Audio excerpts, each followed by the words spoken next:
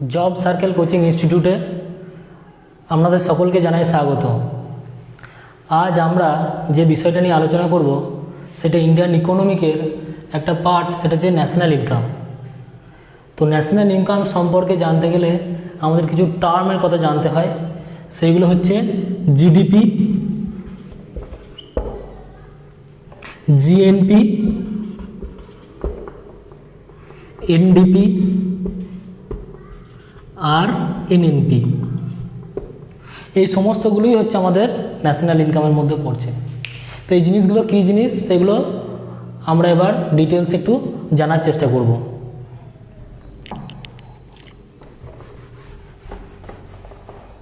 দেখুন,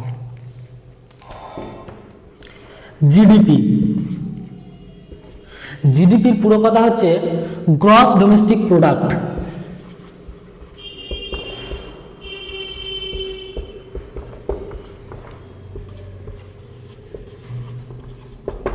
gross domestic product, gross domestic product কাকে বলে না, হচ্ছে total value of production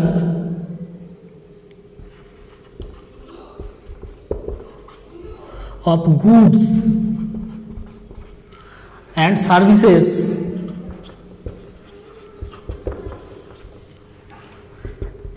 in a territory in a financial year.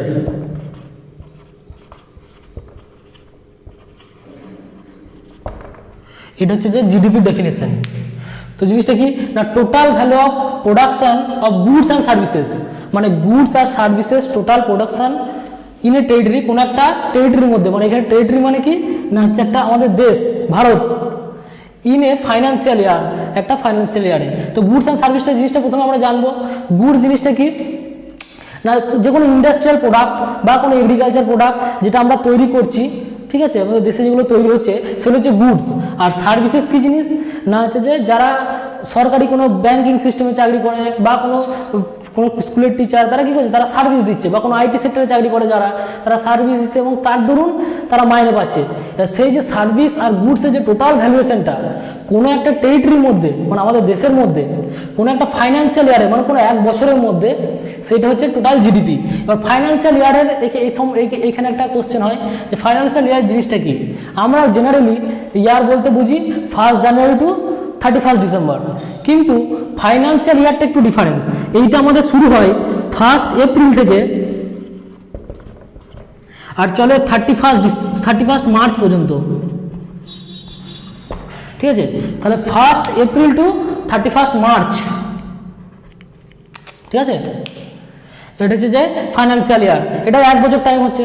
তো সেই 1 বছর টাইমে আমাদের দেশের মধ্যে টোটাল যে গুডস আর সার্ভিসের প্রোডাকশন হচ্ছে সেটাই হচ্ছে আমাদের জিডিপি। আশা করছি এটা বোঝাতে পারলাম। এরপর আমরা জানবো এনডিপি জিনিসটা কি।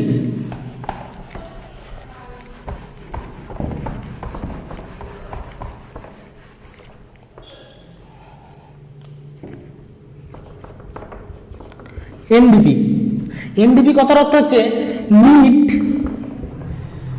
Domestic product.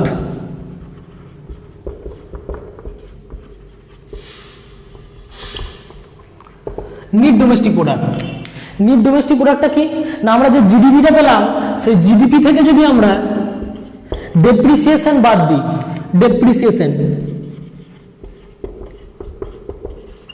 ডেপ্রিসিয়েশন জিনিসটা কি, ডেপ্রিসিয়েশন মানে হচ্ছে যে ক্ষয়, যে জিনিসটা ক্ষয়ে যাচ্ছে, ক্ষয়, ক্ষয় মানে এটা কি না, জিডিপিটা আমরা বুঝলাম, সেখান থেকে ডেপ্রিসিয়েশন ক্ষয়টা বাদ দেবো। মানে কি, ধরো আজকে আমি একটা জিনিস প্রডিউস করলাম, ধরো এই পেনটা আমি প্রডিউস করলাম, তো এই পেনটা আজকে যদি প্রডিউস করি বা এই ফাইন্যান্সিয়াল যদি প্রডিউস হয়, সাপোজ আমি ধরছি এটা আর 2 বছর কি 3 বছরের পর এটা নষ্ট হয়ে যাবে।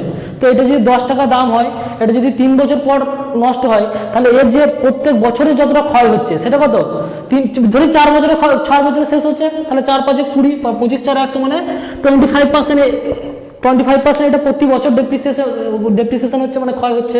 তো সেই 25% যদি আমরা বাদ দিচ্ছি, মানে ক্ষয়টা যদি বাদ দিই জিডিপি থেকে, তাহলে যে জিনিসটা সেটা হচ্ছে নিট নিট ডোমেস্টিক প্রোডাক্ট। তাহলে হচ্ছে গ্রস থেকে নিটে যেতে গেলে আমাদেরকে কি করতে হয় না ডেপ্রিসিয়েশনটাকে বাদ দিতে হবে, ক্ষয়টাকে বাদ দিতে হবে।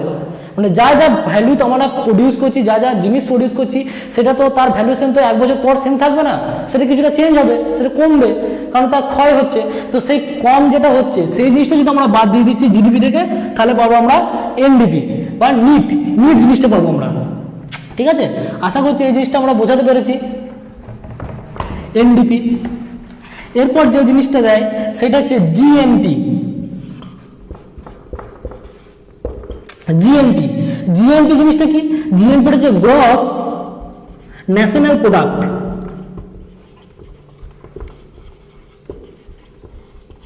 গ্রস ন্যাশনাল প্রোডাক্ট, তো গ্রস ন্যাশনাল প্রোডাক্টটা কি না আমরা জিডিপি থেকে, যদি আমরা জিডিপি যেটা প্রথমে পেলাম মানে টোটাল যেটা আমাদের গুডস এন্ড সার্ভিস তৈরি হলো, সেখান থেকে যদি আমরা অ্যাব্রড ফ্যাক্টর একটা বাদ দিই, প্লাস মাইনাস হতে পারে, এটা যোগ হতে পারে বিয়োগ হতে পারে, অ্যাব্রড। এবার অ্যাব্রড ফ্যাক্টরটা কি জিনিস সেটা আমি বোঝাচ্ছি। তাহলে জিডিপি থেকে আমরা অ্যাব্রড ফ্যাক্টরটা যদি যোগ বা বিয়োগ হতে পারে, যাই হতে পারে, সেই জিনিসটা যদি আমরা অ্যাড করছি বা বিয়োগ করছি, তাহলে আমাদের কি হয় আমরা পাবো জিএনপি মানে ন্যাশনাল। ডোমেস্টিক থেকে আমরা কি জিনিসটা পাচ্ছি ন্যাশনাল, দেখো ডোমেস্টিক থেকে ন্যাশনাল পাচ্ছি, কখন পাচ্ছি না ওই জিডিপিটাকে যদি আমরা অ্যাব্রড ফ্যাক্টর দিয়ে যোগ বা বিয়োগ করছি। এবার অ্যাব্রড ফ্যাক্টর জিনিসটা কি? অ্যাব্রড ফ্যাক্টর জিনিসটা আমরা একটু আলোচনা করব। দেখো আমাদের দেশে বড় বড় কোম্পানিরা যেরকম রয়েছে, রিলায়েন্স আছে, টাটা আছে, এই সমস্ত কোম্পানিরা কি হচ্ছে না এদের ম্যানুফ্যাকচারিং ইউনিট শুধুমাত্র ইন্ডিয়াতে নাই, ইন্ডিয়ার বাইরেও আছে, বিদেশেও আছে। তো সেই বিদেশে গিয়ে তারা ব্যবসা করছে এবং সেই বিদেশ থেকে তারা কি হচ্ছে না টাকা পয়সা ডলার ইত্যাদি কি হচ্ছে না ইনকাম করে আমাদের দেশে নিয়ে আসছে, যার ফলে কি হচ্ছে না আমাদের জিডিপির মধ্যে সেটা অ্যাড হচ্ছে, তাই তো। তো সেই বিদেশ থেকে যে টাকাটা আমাদেরকে নিয়ে আসছে সেই টাকাটা কি হচ্ছে আমাদের ইকোনমির সাথে যুক্ত হচ্ছে, আমাদের জিডিপির সাথে যুক্ত হচ্ছে। তো ধরি সেই পরিমাণ টাকা 1 বছরে আনছে এ টাকা, ঠিক আছে, তার সেই টাকাটা অ্যাড হচ্ছে আমাদের ইকোনমিতে। তো সেটা হচ্ছে একটা অ্যাব্রড ফ্যাক্টর, মানে বিদেশ থেকে নিয়ে আসছে টাকাটা। তো সেটা ধরি আমি সেটা যে প্লাসে মানে যোগ করছি আমাদের ইকোনমিতে। আবার উল্টো দিকে আমরা যদি দেখি না বিদেশি বিভিন্ন বড় বড় কোম্পানি আছে, যেমন হচ্ছে মাইক্রোসফট আছে, ঠিক আছে, আরও তোমার ওইদিকে কি হবে পেপসি আছে, ভোডাফোন আছে, এই সমস্ত কোম্পানিগুলো কি হচ্ছে না তারা আমাদের দেশে ম্যানুফ্যাকচারিং ইউনিট তৈরি করছে, স্যামসাং আছে, তো তারা আমাদের দেশে কি করছে আমাদের দেশে ব্যবসা করছে এবং বছরের শেষে আমাদের দেশ থেকে ওরা কি করছে টাকা নিজের দেশে নিয়ে যাচ্ছে। তো সেই টাকাটা কি হচ্ছে না আমাদের দেশ থেকে চলে যাচ্ছে, আমাদের দেশের আমাদের ইকোনমিটা কমছে।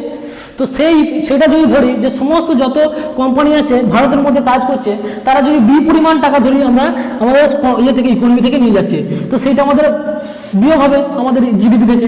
তো এই যে ফ্যাক্টরটা এই প্লাস এ আর মাইনাস বি এই দুটো আমরা যদি আর কি দেখি যে যোগ বিয়োগ করে আমরা যেটা পাবো মানে নিট যেটা পাবো, সেই জিনিসটা হচ্ছে আমার অ্যাব্রড ফ্যাক্টর। এবার কোনো বছর হতে পারে যে বিদেশ থেকে আমাদের কোম্পানি, আমাদের দেশে যে কোম্পানি তারা বেশি টাকা নিয়ে এলো, আর আমাদের দেশ থেকে যারা আমাদের দেশে যে কোম্পানি রয়েছে তারা কম টাকা নিয়ে গেল, তাহলে এটা প্লাস চলে আসবে, মানে আমাদের দেশে আলটিমেট জিডিপিটা বেড়ে যাবে একটু। আবার এটাও হতে পারে যে আমাদের দেশ থেকে টাকা পয়সা বেশি নিয়ে চলে যাচ্ছে অন্য কোম্পানিরা, আর আমাদের যে কোম্পানিগুলো ফরেনে আছে তারা একটু কম আনছে। তো সেক্ষেত্রে কী হবে না আমাদের ইয়ে থেকে যেটা টাকাটা মাইনাস হয়ে যাবে, জিডিপিটা একটু কমে যাবে, ঠিক আছে। আর এইখানের মধ্যে রেমিটেন্সগুলো আসে, যারা ধরো বিদেশে গিয়ে বিভিন্ন চাকরি ফাকরি করছে এবং তারা দেশে টাকা পাঠাচ্ছে, সেইগুলো এর মধ্যে ইনক্লুড হয়ে যাবে। ঠিক সিমিলারলি অন্য দেশের লোকও যেরকম আমাদের দেশে রয়েছে তারা তাদের দেশে টাকা পাঠাচ্ছে, তো সেইটাই এর মধ্যে চলে আসবে। তাহলে আশা করছি অ্যাব্রড ফ্যাক্টরটা আমি বোঝাতে পারলাম। তাহলে জিডিপি থেকে তাহলে এনডিপি কিনা ন্যাশনালের জিনিসটা আসবে, যে আমাদের দেশের মধ্যে দেশে কোনটা আসছে কোনটা যাচ্ছে। তাহলে গ্রস ন্যাশনাল প্রোডাক্ট হচ্ছে যে এই জিডিপি থেকে যদি আমি অ্যাব্রড ফ্যাক্টরটা আমরা বিয়োগ করতে পারি বা যোগ করতে, যদি বেশি আসে আমাদের টাকা তাহলে আমরা যোগ করবো, আর যদি আমাদের থেকে বেশি বেরিয়ে যায় তাহলে আমরা বিয়োগ করবো। আশা করছি এই জায়গাটা বোঝাতে পারলাম। এবার আমাদের কোনো দেশ যদি তার ইকোনমি যদি হয় ক্লোজড ইকোনমি মানে কি না সেই দেশের মধ্যে কোনো কোম্পানি আসেও না বিজনেস করতে, আবার সেই দেশ থেকে কোনো কোম্পানি যায়ও না বিজনেস করতে। যেরকম আমাদের দেশে 1991 আগে 1991 কি হলো না আমাদের দেশে গ্লোবালাইজেশন এলো। তো তার আগে কি ছিল আমাদের দেশে অতটা কোনো বিদেশি কোম্পানি আসতে পারতো না, অনেক রুলস অ্যান্ড রেগুলেশন ছিল, তারা আসতে পারতো না। আবার আমাদের দেশ থেকে অন্য দেশে কেউ মানে ব্যবসা করতে অতটা যেতে পারতো না। তো যার ফলে কি হলো না, আমাদের ইকোনমিটা অনেকটা ক্লোজ ইকোনমি ছিল। তো সেক্ষেত্রে দেখো এই ব্রড ফ্যাক্টর, এই অ্যাবরড ফ্যাক্টর যেটা হবে মানে a ইজিক্যাল টু বিটা 0 সমান হবে, কারণ কোনো টাকা আসছেও না যাচ্ছেও না, আমরা যা তৈরি করছি আমাদের দেশের মধ্যেই তৈরি করছি। তো সেক্ষেত্রে দেখো জিডিপিটা সমান হয়ে যায় জিএনপির, তাই না? জিডিপিটা জিএনপি সমান হয়ে যাবে, ডোমেস্টিক প্রোডাক্ট ওই ন্যাশনাল প্রোডাক্টের সমান হয়ে যাবে, কারণ কোনো অ্যাবরড ফ্যাক্টরি কাজ করছে না, এখানে দুটোই জিরো চলে আসছে। তো আশা করছি এটা আমি বোঝাতে পারলাম। এরপর আমরা যে জিনিসটা জানবো সেটা হচ্ছে এনএনপি।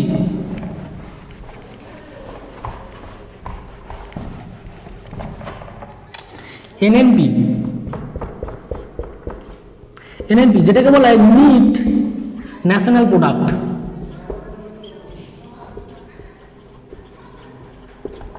নিট ন্যাশনাল প্রোডাক্ট, তো নিট ন্যাশনাল প্রোডাক্টটা কি জিনিস?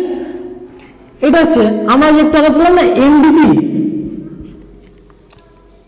নিট ডোমেস্টিক প্রোডাক্ট যেটা বললাম এনডিপি মানে ডেপ্রিসিয়েশনটা বাদ দিলাম। তো এই এনডিপি থেকে যদি আমরা ওই তোমার অ্যাবরড ফ্যাক্টরটা বাদ দিই, আমরা অ্যাবরড ফ্যাক্টরটা বাদ দিই বা যোগ করি, তাহলে আমরা পেয়ে যাবো এনএনপি। আশা করছি বোঝাতে পারছি। নিট ন্যাশনাল প্রোডাক্ট, দেখো ন্যাশনাল চলে এসছে, এটা তো ডোমেস্টিক ছিল, ন্যাশনাল চলে এসছে। তো নিটটা কেন না ডেপ্রিসিয়েশনটা বাদ দিয়েছে, ঠিক আছে?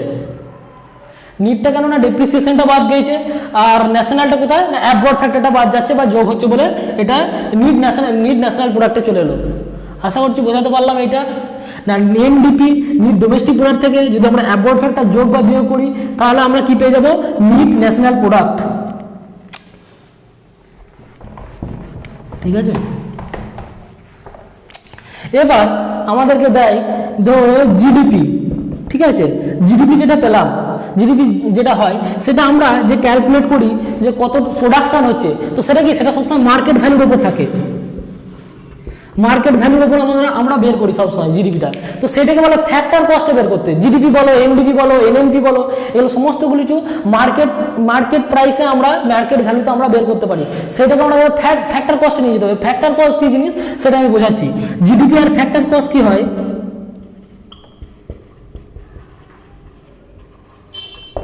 জিডিপি এর ফ্যাক্টর কস্ট হয় GDP at market price, GDP at market price plus government subsidy minus indirect tax।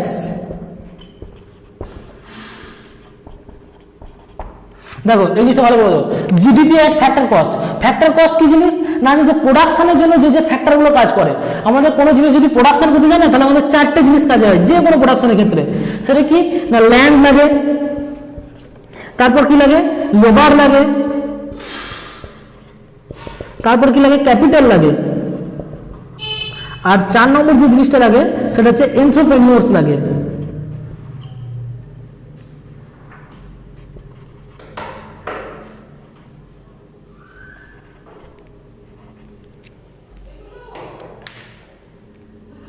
ENTRE PNE আর এন্ট্রপ্রেনিউর, ঠিক আছে?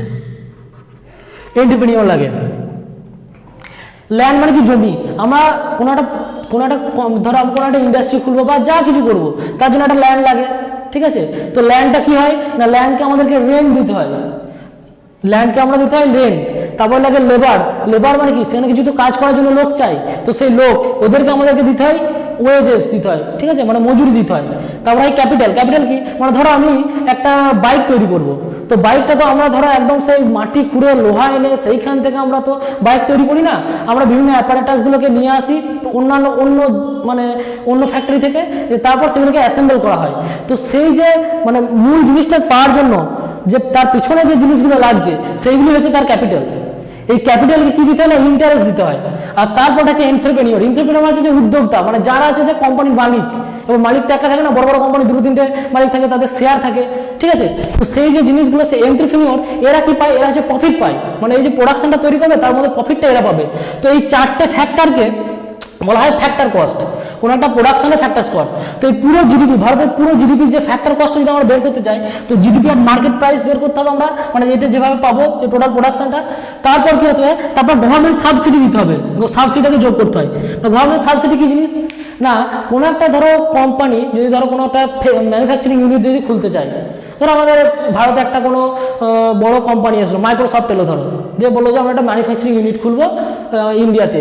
তো তখন কি করে, বিভিন্ন স্টেট গভর্নমেন্ট ওদেরকে সাবসিডি দেয়, যার ফলে কি করে না তাদের আর কি সুবিধা হয়, সাবসিডি করে তাদের লাভ হবে একটু কম টাকাতে। মানে ধরো 10% সাবসিডি দিলো, ধরো একটা 1000 কোটি টাকার কোনো একটা বিজনেস আছে, সেটা ওরা ইয়ে করবে, তার ম্যানুফ্যাকচারিং ইউনিট তৈরি করবে, তার জন্য ধরো কোনো একটা স্টেট গভর্নমেন্ট বললো আমি 10% আমি সাবসিডি দেবো। 10% সাবসিডি দেওয়া মানে হচ্ছে কত, প্রায় 10 কোটি টাকা সাবসিডি দেওয়া 100 কোটি টাকার মধ্যে। তো সেই সাবসিডি দিল, তো সেইটা কি, সেটা তো ম্যানুফ্যাকচারিং কাজে লাগছে, সে কোম্পানি দিচ্ছে না, কোম্পানি হয়তো তোমার 90 কোটি টাকা দিচ্ছে, বাকি 10 কোটি টাকা তো মানে স্টেট গভর্নমেন্টকে দিতে হচ্ছে।